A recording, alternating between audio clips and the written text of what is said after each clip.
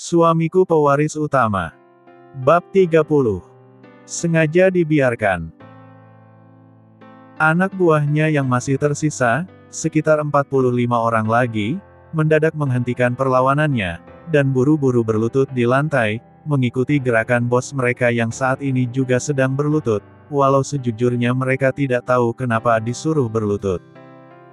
Ampuni nyawa kami Tuan. Sungguh kami tidak tahu sedang berhadapan dengan siapa. Ucap Raka ketakutan. Kesalahanmu sudah sangat fatal sekali.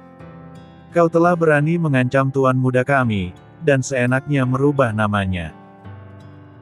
Yang kedua, kau telah menganiaya rekanku, orang terkuat nomor 3 di tim pengawalan Tuan Besar Mahesa Birawa. Ketiga, kau telah berani melawanku, walaupun kau tidak tahu sedang berhadapan dengan siapa tadi. Jadi untuk semua perbuatan busukmu itu, kau dan seluruh anak buahmu harus mati. Ucap Hans dengan wajah dingin. Tuan Hans. Mohon ampuni aku, dan seluruh anak buahku. Jangan hukum mati kami Tuan. Ku mohon. Sungguh kami benar-benar tidak tahu dan menyesal. Jawab Raka putus asa dan terbata-bata. Tidak bisa. Siapapun yang berani mengancam tuan muda kami, apalagi merendahkannya, maka tak seorang pun yang akan kami biarkan hidup. Ucap Hans menggema dalam ruangan yang cukup luas itu. Jangankan manusia, nyamuk saja jika menggigit tuan muda, maka kami akan membuatnya mati, dan menghancurkan sarangnya. Ucap Hans sangat berlebihan karena saking emosinya. Nyamuk sangat mudah dibunuh, apalagi menghancurkan sarangnya, tapi Hans mengumpamakan Raka seperti nyamuk. Benar-benar sangat keterlaluan. Tolong beri kami kesempatan sekali lagi Tuan. Kami berjanji bahwa kami tidak akan mengulangi perbuatan bodoh seperti itu lagi.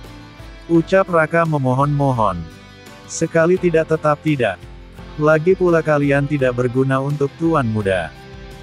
Bisa kalian hanya menindas dan memanfaatkan kelemahan orang lain. Jadi hama pengganggu, pengacau dan meresahkan manusia lain seperti kalian, harus dimusnahkan dari muka bumi. Ucap Hans serius.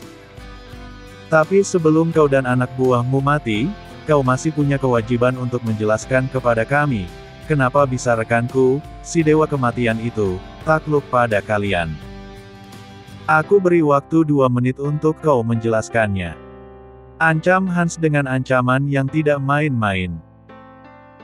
Takut dengan ancaman Hans yang serius itu, walaupun dia tahu sebentar lagi akan mati, Raka tetap saja menjelaskan awal permasalahan kenapa hal itu bisa terjadi. Aku sejujurnya tidak tahu Tuan. Yang aku tahu, anak buahku tiba-tiba saja membawa seseorang, yang katanya adalah sandera untuk meminta uang tebusan, tanpa mengetahui latar belakangnya.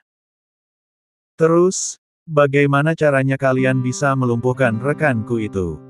Tanya Hans geram. Secara acak, anak buahku memilih mobil yang kelihatannya mewah, untuk disandera pemiliknya, guna meminta uang tebusan kepada keluarganya. Aksi itu selalu dilakukan, di perempatan jalan lampu merah, beberapa detik sebelum lampu hijau menyala. Anak buahku, saat itu, mendapatkan target sebuah mobil mewah, kemudian memecahkan kacanya dengan kapak, lalu melemparkan bom asap yang tidak berbau dan berwarna ke dalam mobil tersebut. Setelah penumpangnya menghirup udara di dalam mobil itu, maka otomatis dia akan terbius saat itu juga. Setelah dia tidak sadar, beberapa anak buahku masuk ke dalam, dan mengambil alih kemudi mobil itu, lalu menguasainya. Begitu lampu hijau menyala, mereka membawanya kemari. Itu saja yang kami tahu Tuan. Kau bohong. Masih ada yang belum kau ceritakan, yaitu bagaimana caranya kau sampai bisa mengirimkan surat ancaman kepada tuan muda kami. Dari saku bajunya, terdapat surat yang bercapkan nama tuan muda kalian, di situ juga tercantum domisili tempat tinggalnya. Berdasarkan informasi itulah, anak buahku datang ke sana, atas perintahku, untuk meminta uang tebusan, tapi tidak kusangka, ternyata orang yang kami ancam itu adalah tuan muda kalian, orang yang seharusnya tidak pantas kami singgung. Lalu setelah kau tahu siapa tuan muda kami itu, dan orang-orangnya, apakah kau masih berani bermimpi untuk mendapatkan tebusan 1 miliar rupiah itu? Tanya Hans mengintimidasi. Kami tidak berani tuan. Jadi aku mohon, berilah kesempatan kepada kami sekali lagi untuk hidup, agar kami bisa memperbaiki diri, dan kami menyatakan tunduk kepada Tuan. Tunggu apa lagi? Habisi orang-orang tak berguna ini. Ucap Hans keras, ketika memberi perintah kepada anak buahnya, dengan wajah dingin dan tegas. Tuan. Kumohon. Belum sempat menyelesaikan kata-katanya, Raka dikejutkan dengan pemandangan yang terjadi di depannya. Dengan begitu sadisnya, seluruh anak buah Raka dibantai oleh orang-orangnya Hans, tanpa belas kasihan sedikitpun, maka secepat kilat 20 anak buah Hans mengerjakan perintah dari bosnya. Dengan menggunakan belati sepanjang 30 cm, mereka menghabisi anak buah Raka, dengan cara menusuk, menebas dan memenggal kepala mereka. Selain dipersenjatai dengan belati itu, anak buah Hans, juga dilengkapi dengan revolver kaliber 10, yang berisi 10 peluru, tapi jarang sekali mereka gunakan, jika tidak dalam keadaan terdesak. Kali ini untuk menghabisi Raka dan seluruh anak buahnya, mereka cukup menggunakan belati itu saja. Tapi hasilnya sangat luar biasa, tidak sampai 1 menit, seluruh anak buah Raka telah mati, yang tinggal saat ini adalah Raka sendiri, yang sedang berlutut di lantai dengan tubuh gemetaran. Raka sengaja tidak dibunuh oleh anak buah Hans, karena sebelumnya telah diberi kode oleh bosnya. Hans ingin mengorek informasi lebih lanjut tentang kelompok itu. Kenapa mereka bisa terbentuk, dan berapa lama sudah berdiri. Dengan gamblang Raka menjelaskan duduk perkaranya, dari awal sampai akhir, dengan harapan agar nyawanya diampuni oleh Hans. Tapi seorang Hans, si tangan kilat, yang didampingi oleh Burgon, si mata dewa, pantang memberi ampunan pada orang lain, kalau alasannya tidak tepat. Maka dengan tangan dingin, Hans menghabisi nyawa Raka dengan sekali kibasan tangannya, tetapi akibatnya, kepala Raka terlepas dari badannya, dan menggelinding mendekati kaki Hans. Hans yang sudah sangat kesal atas ucapan, tindakan dan perbuatan Raka tersebut, benar-benar marah, tidak cukup dengan memenggal kepala Raka saja, kakinya melayang begitu saja, menendang kepala Raka sekuat-kuatnya, hingga terbang, dan membentur dinding yang ada di depannya, sampai membuat kepala tersebut hancur saat itu juga. Setelah selesai mengeksekusi Raka dan seluruh anak buahnya, Hans memberi perintah. Bakar mereka semua, juga tempat yang mereka gunakan selama ini. Jangan ada jejak satupun yang tertinggal.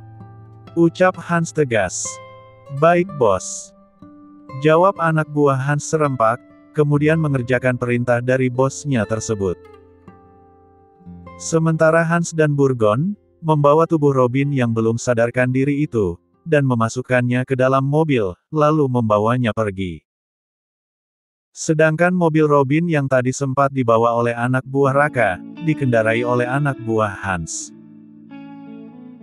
Setelah selesai membumi hanguskan markas gerombolan pengacau, yang bermarkas di pinggiran kota B, mereka bergegas meninggalkan tempat itu dengan wajah yang terlihat puas. Keesokan harinya, setelah Hendy bangun dari tidur nyenyaknya.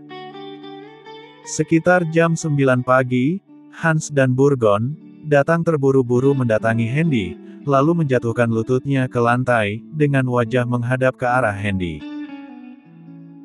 Perbuatan kedua anak buahnya itu, tentu saja mengejutkan Hendy, di hatinya penuh tanda tanya, untuk menjawab keingintahuan yaitu, Hendy mengajukan pertanyaan kepada Hans. Ada masalah apa Hans, dan kau Burgon? Kenapa begitu kalian datang, langsung berlutut di depanku. Maafkan kami Tuan Muda, kami mengaku salah. Seharusnya malam tadi, kami memberitahu peristiwa yang sebenarnya kepada Tuan Muda. Coba ceritakan dengan jelas. Jangan gugup seperti itu, agar aku paham. Waktu Tuan tidak ada di villa sore menjelang maghrib semalam itu, datang beberapa orang yang ke villa ini, dengan alasan ingin bertemu dengan Tuan langsung. Mereka mengaku sebagai penghuni villa yang tidak jauh dari sini.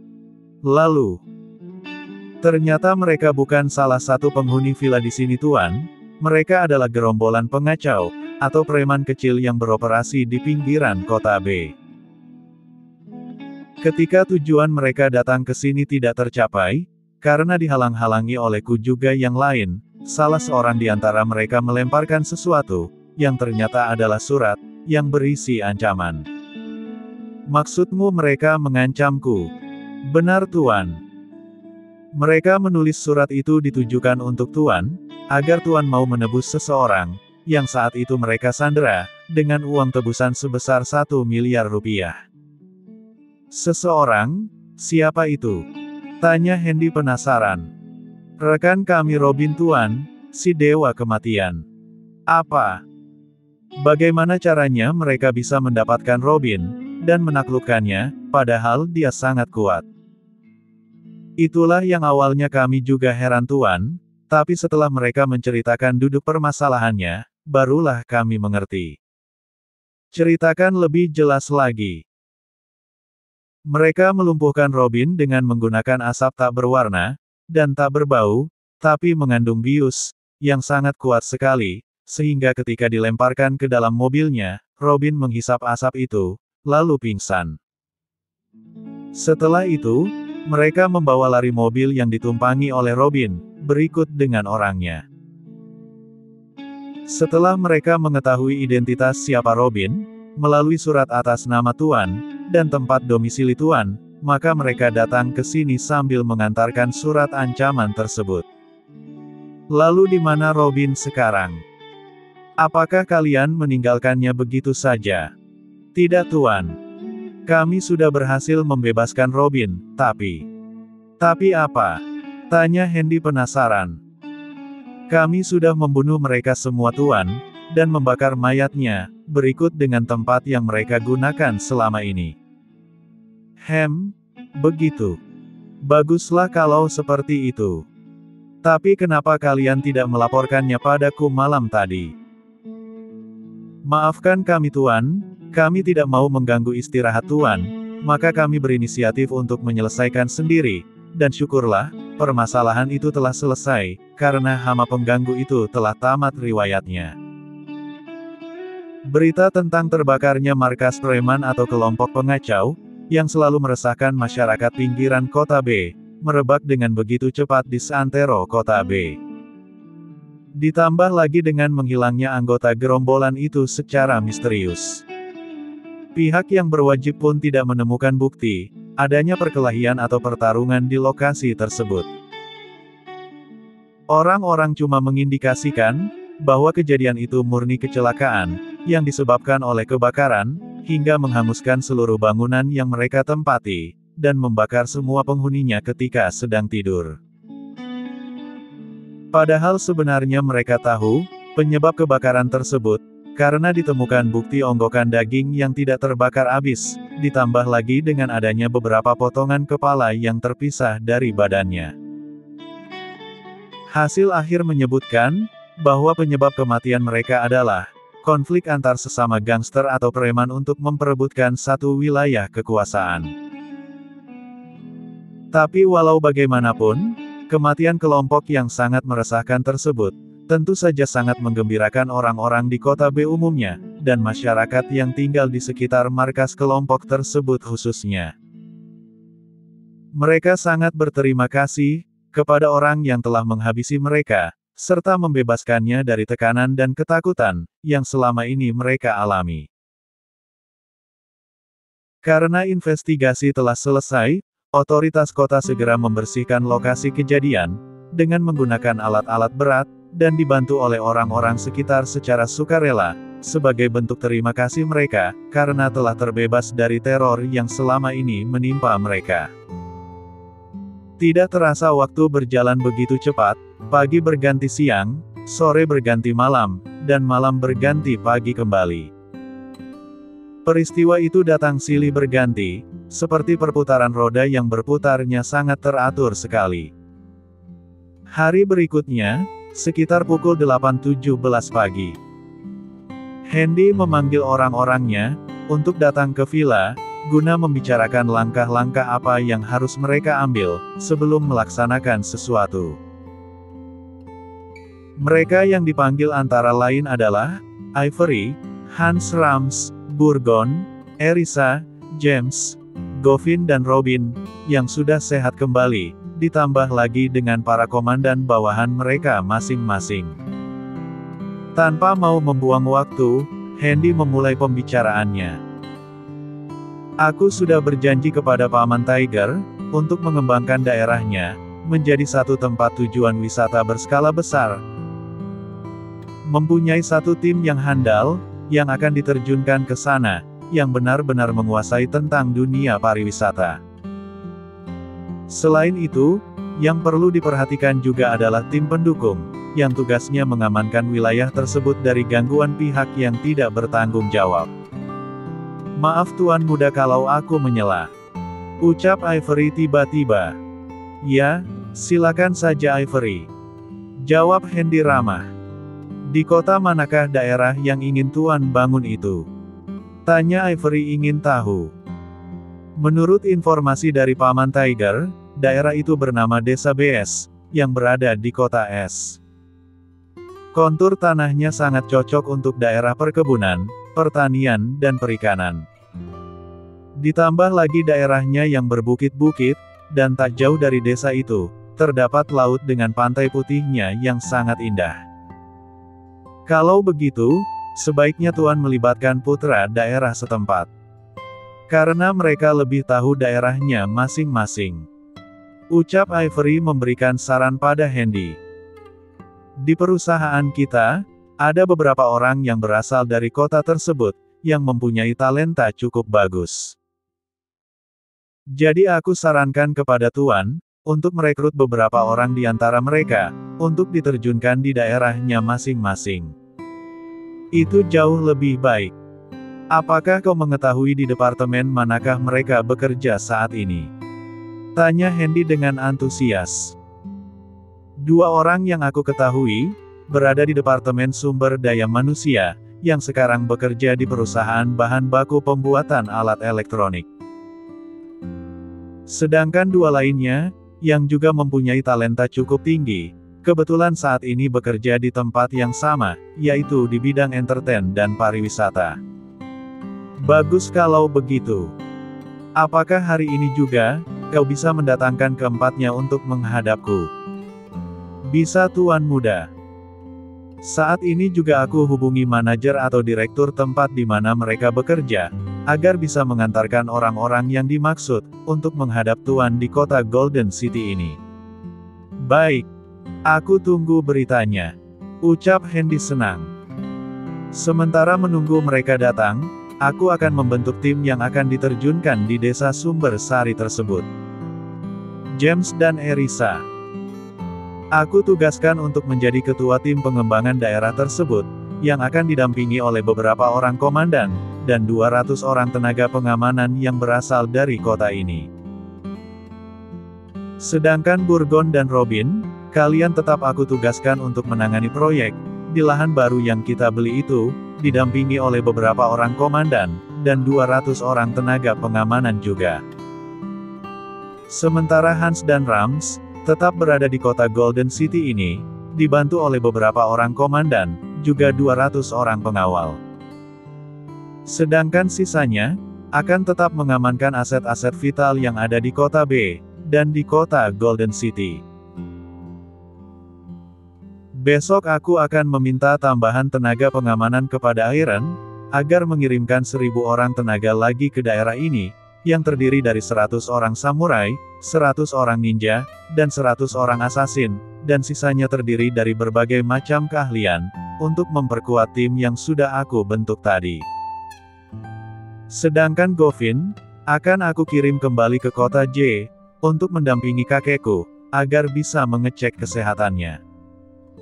Sebagai gantinya, aku akan meminta murid-murid Govin, untuk dikirimkan ke sini. Sementara untuk Leon, yang tugasnya menjaga vilaku ini, untuk sementara, posisinya digantikan oleh Hans, karena sehari sebelumnya, dia kuperintahkan kembali ke kota J, untuk mendampingi Iron selama seminggu, guna memperkuat dan mengamankan aset-aset perusahaanku, yang ada di sana, juga di kota lain. Apakah semuanya bisa dipahami? Tanya Hendy tegas. Dimengerti Tuan Muda. Jawab mereka serempak. Tidak terasa pembicaraan itu sudah berjalan sekitar 45 menit. Mungkin ini saatnya orang-orang yang dipanggil akan datang. Ternyata perkiraan itu benar, 4 orang yang dipanggil untuk menghadap Hendy, saat ini hampir memasuki villa tempat Hendy tinggal. Kesan pertama yang timbul di hati mereka adalah kagum, wah dan luar biasa. Dalam hati mereka berkata, ini bukan rumah lagi, bahkan bukan villa, tetapi istana. Kata hati mereka serempak dan hampir sama. 3 di antara mereka, sempat berhenti, karena takjub memandang bangunan villa milik tuan mudanya, karena bentuk dan ukurannya yang sangat besar, indah dan megah. Sementara pemandu mereka, sudah berjalan duluan, dan hampir memasuki pintu villa, tetapi ketika mereka menoleh ke belakang, dia tidak mendapati 3 orang yang tadi datang bersamanya. Apa yang kalian lakukan di situ? Cepat ikut aku. Tuan muda sedang menunggu. Baik manajer. Jawab mereka serempak. Begitu keempatnya masuk, tidak bisa disembunyikan lagi rasa kagum mereka, ketika melihat interior dalam villa tersebut sangat mewah sekali. Kedatangan mereka segera dilaporkan kepada Hendy, dan tanpa berbasa-basi lagi, Hendy meminta mereka untuk segera menghadapnya, karena waktu terus berjalan. Di sepanjang ruang yang mereka lalui, manajer itu terus memberikan fatwa dan larangan, apa yang boleh dan tidak boleh dilakukan, ketika berhadapan dengan tuan muda Hendy. Tapi yang namanya manusia, tetap saja lupa, begitu mereka sampai di hadapan Hendy, keempatnya kembali terpana, begitu berhadapan dengan Hendy. Dalam hati mereka berkata, benar-benar sultan, tampan dan berwibawa. Ayo mendekat dan duduklah. Ucap Hendy penuh wibawa, hingga membuat keempatnya menelan selaiva karena grogi. Perkenalkan diri kalian masing-masing. Ucap Hendy serius. Sekian detik berlalu, tapi tak seorang pun yang berani memulai pembicaraan dengan Hendy, bukan karena apa, tapi takut salah dalam bersikap dengan tuan mudanya. Masing-masing saling sikut, untuk meminta yang di sebelahnya, untuk memperkenalkan diri duluan. Tapi tak lama kemudian, sang manajer memberanikan diri dengan berkata, saya Denny, manajer pemasaran di bahan baku alat-alat elektronik. Saya Tama, asisten manajer di perusahaan yang sama dengan manajer Denny. Saya Citra, bekerja di bidang entertainment dan pariwisata. Saya Hartini, Tuan boleh memanggilku Tini saja, seorang karyawan biasa di Departemen Sumber Daya Manusia. Ucap Tini dengan wajah ceria. Apakah kalian berempat berasal dari daerah yang sama? Tanya Hendy serius. Benar Tuan. Kami sama-sama berasal dari kota S, tapi berlainan desa. Kalau saya berasal dari desa W, sedangkan Harry, berasal dari desa K, sementara Citra dan Hartini berasal dari desa yang sama, yaitu desa BS. Jawab Denny panjang lebar. Baiklah. Aku rasa sudah cukup perkenalannya. Sekarang dengarkan baik-baik. Daerahmu akan kukembangkan menjadi tempat tujuan wisata, khususnya desa BS, yang bekerja sama dengan Paman Tiger, mungkin kalian sudah mengenalnya. Kami sangat mengenalnya Tuan. Paman Tiger adalah orang yang baik, kami biasa memanggilnya dengan Juragan Ti, jawab Tini tanpa malu-malu lagi. Ternyata begitu, baiklah terima kasih atas informasinya. Ucap Hendy senang. Hari ini kalian kubebaskan untuk tidak bekerja, sebab besok kalian berempat akan kukirim ke daerah kalian, untuk menjadi asisten ahli yang menangani proyek pariwisata tersebut. Kalian akan berada di bawah perintah Erisa dan James. Semua perintahnya yang benar adalah perintahku, jadi lakukan semua yang diinginkannya, demi terbentuknya desa BS menjadi satu tempat tujuan wisata. Baik Tuan Muda. Jawab mereka serempak. Baiklah. Karena tidak ada lagi yang perlu dibicarakan, maka pertemuan cukup sampai di sini saja, kalian boleh membubarkan diri, dan khusus untuk kalian berempat, akan ditangani oleh Sekretaris Ku Ivory. Bersambung.